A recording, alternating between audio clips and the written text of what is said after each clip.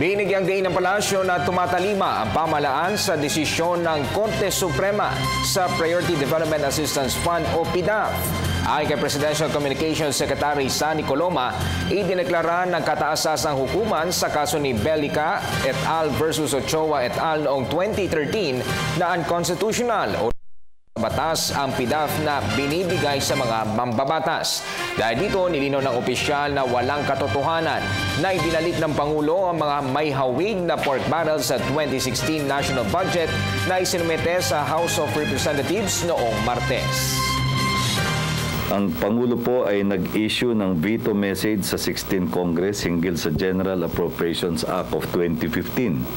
At ito ang kanyang ipinahayag tungkol sa local government unit shares. I will quote from the veto message. The succeeding provisions on LGU shares are properly placed under conditional implementation to avoid conflict with existing laws and jurisprudential rules and ensure their orderly execution. Dineclare po nilang unconstitutional ito. Kaya tinanggal na po lahat yun doon sa 2014.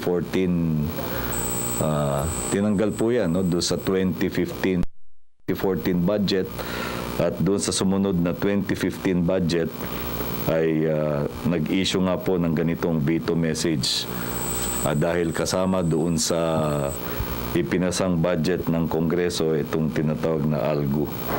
Kaya malinaw po na sinusunod ng pamahalaan ang desisyon ng Korte Suprema dahil tungkulin po ng ehekutibo na ipatupad ang mga batas ng bansa.